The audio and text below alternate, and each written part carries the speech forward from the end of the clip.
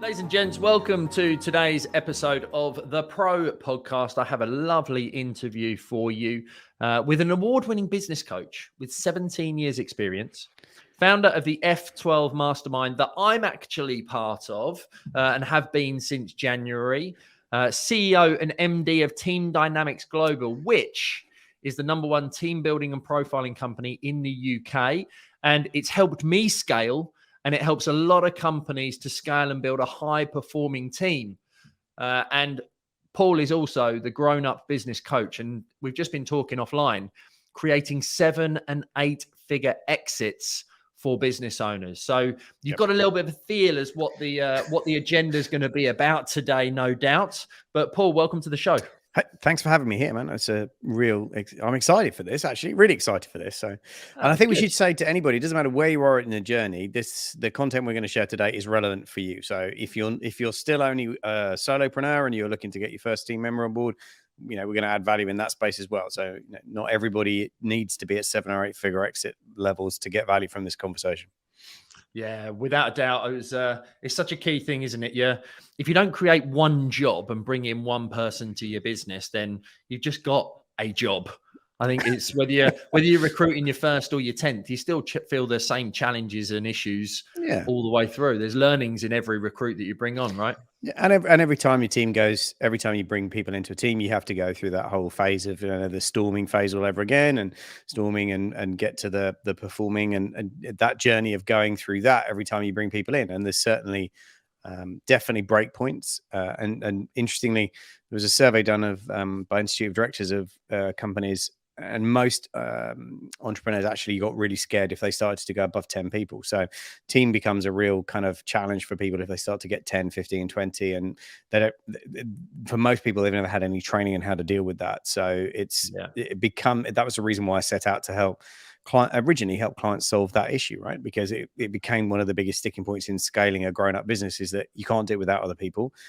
And yet most people haven't got a clue on how to do that, and they're doing it by trial and error. And when you consider that everybody who leaves a business, if they join and leave within a period of 3 to 4 months, it costs you the equivalent of 3 times their annual salary. So getting it wrong is a very expensive mistake, and getting it right is the thing that unlocks freedom, financial abundance, financial real massive rewards, freedom, lifestyle, all those things. But none of that come without a team. So I really set out on a mission to go, let's decode that for people. Give them the tools, but also give them the framework that they can actually go, okay, grow. This is how I start to understand the people I work with. Because the biggest frustration, people always said to me was, here's the thing, Paul, people are complicated. They're really hard to understand. I don't understand. Why do they do what they do? If only it's very hard to, I'm like, well, what if I could give you a set of tools that meant you could literally see inside their head and understand how they work? And understand, they're not complicated. They might be emotional, but they'll be triggered by different things. But if you understand that, if you have a playbook, if you have a blueprint for it, and you have tools, then actually that it's a skill, right? It's a skill. You can learn the skill. You can learn it. So that whole kind of piece of like setting out to give people the tools to enable them to make better decisions, to build better teams, that's where I really came at it from. And because of the transformation it had in my own life and the changes it had meant, for me, and how wrong I'd got it in the past, because I'd got it horrifically wrong. That it's the only reason I'm able to do the things that you very kindly introduced me in the way that you did is because I've got amazing people around me. That's it. Listen, I couldn't run the masterminds that we run in the UK that you're an amazing part of without Becky. Fact, period. Team Dynamics doesn't run without Leslie heading up. Shatter Media, the video production company I bought in December, doesn't work without Joe heading that up. And, the digital marketing agency I also own doesn't work without Adam running that. So it's like each one of those businesses has got somebody in the right seat running it for that particular model. And that's how you're able to have a bigger impact in the world. And you can't do that without the right people around you. It doesn't matter what industry you're in, you just can't do it. Yeah, totally with you on that. I think over the years, since going self-employed in 2006, I've had probably 50 people that I've recruited, and a lot of them hired badly because we didn't understand what is so important from a personal development mindset, skill set. You can train the skill set, but if the mindset's not right, then that's half the battle. Probably 3/4 of the battle that you're going to struggle with. Yeah, and it's interesting. So I did a 2-hour team debrief with an MD before I came on the show with you today, and It was just like, basically, he said, you know the people better than I know them, and you've never met them. He said, how's that even possible? And I went, because I can read the data and I can read the profiles. I said, but you're also giving me backstory on people. So when you're complaining that this person's really negative, and actually you explain the story and how they've got to where they are in their life and the things that have gone wrong, it's like, look, all of that stuff impacts people's mindsets. And but if we can see beyond that and see the person and the profile, and understand how this is the value they could contribute to the role of the business if they were in the right role. That's the key thing. Our job is, as leaders, I've always said, is to find the right people and put them in the roles that are perfectly designed for them. Because actually, you know what, if you put people in the right role, they contribute massive value. They love their job. They don't want to leave. They stay with you. They're massively loyal, and they help you build incredible businesses. And that skill should be taught, right? I mean, but it isn't something most people go, well, I'll go on my gut, or I'll hire people I know. And we've all done that one, right? We've all hired people we know, family, friends. We've all tried that, and that doesn't work out. And then you have to have that really awkward Sunday lunch with someone sitting around the table that you had to make, release from the business at some point. But yeah, they're all part of the learning process, right? But that's where my frustration came with it, is I felt I didn't have the tools to help clients navigate that journey. And when you do, you're able to, like one of my clients who's built a business. I remember sitting in the boardroom and having the conversation where she was literally sweating buckets. I mean, I know I'm not exaggerating, but she was so nervous and literally shaking with the nerves of hiring her first person into the business, and how terrifying that felt with that first salary and be responsible for someone else's, job and income and all of those things. And then, you fast forward 5 years, and she's running a business doing £2 million a year, employing 33 people. And she's grown and developed into a leader that understands how to get the best out of people. That's why I do what I do. That's the journey, right? That's the journey. But I still remember sitting in that office and how terrifying the very first person she hired was. But that's the ability to create jobs, to create futures, to create opportunities for people. That's what we do as leaders, right? That's part of what makes us different, is that we're constantly trying to create value and solve problems for people. Definitely. Yeah, I can relate to that. It takes me back to the first employee that I took on back in 2007 or 8, I think it was. But yeah, brought back some memories there. You took me back in a step. But I want to go back to then come back to the whole team element. And you've referenced, obviously I know it's a compass, and you've referenced the personality profiles, and we'll go a bit deeper for you as an audience on that in a second. But sure, Paul and I actually met because of the wonders of Clubhouse back in, 2021, when it took over our lives as a new social media platform, and we shared many a stage together. And I've heard Paul's story quite a few times, but I'd like to give the audience some context in your credibility, but equally, sure, you have been through a business journey whereby you effectively burnt out. And yes, I think I did that. Tried that one. Yep. Tried that one. Yeah. Yep. And I think it's a real key thing for the audience to understand, that risk of not having team as well, that can kind of cause that burnout. But let's go right back to kind of the beginning. What made you go self-employed, and when did you go self-employed, first of all? Oh, good question. See, I would technically say that I was self-employed even back when I was at school, because I was making money. No, technically that's not self-employed. I mean, I suppose in terms of the first job that I had self-employed was when I was with my father, and worked with my father, and we were essentially self-employed at that point. And I did that for 4 years with him, working with him. And again, didn't understand his profile and my profile, and we just banged heads for most of the 4 years. Not in a bad way, but just in a way that I didn't understand why he did what he did. And that I was different to him, and therefore trying to follow his way of doing it didn't really work for me. But that was where I probably really kind of the first real self-employed role that I had was the two of us. Now, we reached a fair level of success, built a 7-figure business even in those 4 years.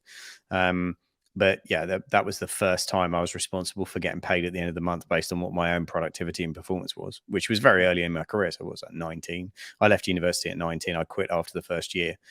Just wasn't for me. Didn't really float my boat, and I wanted to go out and street smarts and be in the real world and get figure it out that way. I learn better that way generally. But the first thing was actually with my father. We actually ended up having had a really horrific experience trying to sell photocopiers in London in the 80s, and realizing that I absolutely hated everything about the values that made them successful, and going, this is horrible, I don't want to do this. I'm not going to lie to people for a living. This is an appalling way to make money. Yeah. And then sort of my father saying, well, I'm expanding the business. You want to come work with me? And I was like, okay, great. And he made that classic mistake of hiring somebody who was in his family. I'm not necessarily saying at the time he'd thought that one through, but that was the first self-employed role I really had. And what was that selling, or what was that doing? So we were selling, literally selling containers and imported products into the horticultural industry. So that was selling into garden centers and, the B&Qs and DIY chains and all of those kind of things at the time. And that was really the best thing about that entire experience was it coincided with a trip where I got dragged screaming and kicking to a network marketing seminar in Birmingham. Didn't remotely want to do anything to do with the business, wasn't interested, but went along at the time and sat in the audience and saw the speakers on stage and went, that's really cool. I'd like to do that one day. No idea how you do that, but I'd like to do that one day. And then getting sold on this idea of like the best thing you can do is develop yourself as the product. It's like spend 10% of your income developing you as the product and invest in you. And I kind of bought that philosophy, and that was when the penny dropped for me. And then the next 4 years, I spent time, hours and hours driving around the country in the car. And my dad's induction process was about this sophisticated, which was, here's a car, here's a map, here's all the target customers, here's the product sheet, here's the product catalogs of everything. See you next week. That was that was it, right? So like no sales training, no onboarding, no skill development, nothing like that. Just like go figure it out. And it actually that whole introduction to kind of the idea of personal development was the thing that really helped, because suddenly I started listening to Brian Tracy, Zig Ziglar, Les Brown, all of those guys in the car. And then, I'd listen to Brian Tracy on 71 different closing techniques or something ridiculous, and then go into an appointment, and then somebody would say something and I'd go, use that. I'll overcome the objection using that one from the tape. And then suddenly I started to get results. And that was when I went, hang on a second. So the more I listen to this and the more I apply it, the faster I go, the faster I move. And it was really my first sort of remote introduction to any kind of mentoring or training or learning. Did come with a couple of slight issues I hadn't foreseen, which was if you spend 8 hours in a car listening to an American speaker, you pick up a really weird accent. And people kept saying to me, where are you from in Australia? And I was like, I'm not from Australia. I was born in the UK. Really? Don't sound like it. So that was just after like 4 years of driving around 8 hours a day listening to all these American speakers, ended up with this very odd accent. But that was a kind of thing that for me, that whole period was about the more, I could take something that didn't exist. There was no revenue, there was no business, there was nothing. It was a blank, it was a map. And actually, if I was prepared to put myself in front of enough, potential customers and learn fast enough, get feedback, learn and adapt, I could turn that into, 100,000 a year income relative, within 2 years from scratch. And that was only down to the fact that I had this mentoring in the car at the time, that I was just, obsessed with trying to learn and go, okay, how do I get better at that? How do I overcome that objection? How do I communicate better? How do I articulate things? But it was still very much a self-employed mentality. It was me and my dad. He was doing one half of the country, I was doing the other half.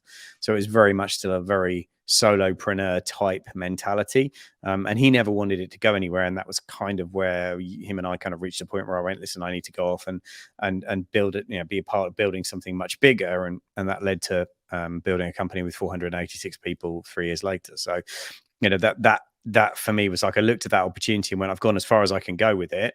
And he's at a different point in his life, and I want to go and see, what's the next challenge and what's the next kind of goal we can pursue. And that was really my first introduction to starting to recruit and build teams that came shortly after that.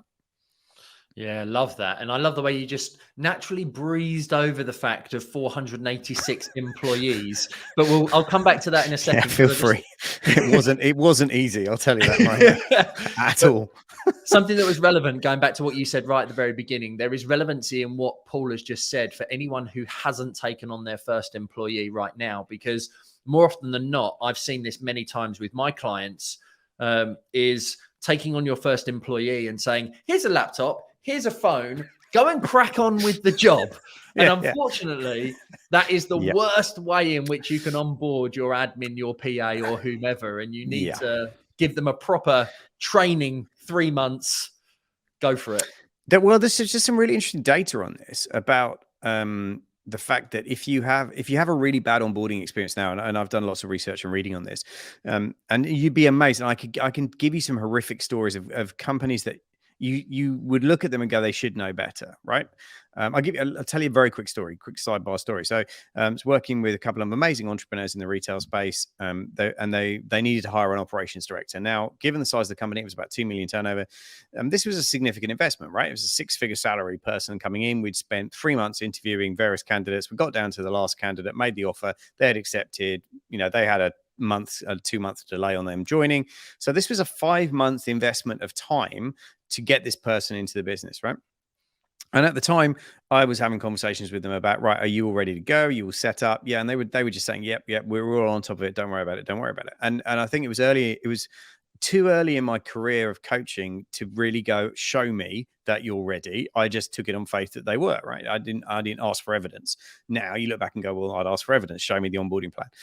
And it turned out that this lady joined the company on the first day. And bear in mind, she's joined as a senior director, left a big corporate, big decision. They hadn't organized I'm not kidding when I tell you this. They hadn't organized a desk for her. They hadn't organized a laptop for her. They hadn't organized, so she came in and they kind of shoved her in the corner and went, oh yeah, all right, we'll sort a desk out for you later this week. Oh, the laptop's coming tomorrow. Oh, it was just an absolute shambles. And it wasn't a shock when we heard about how they'd done that she didn't come back for day 2.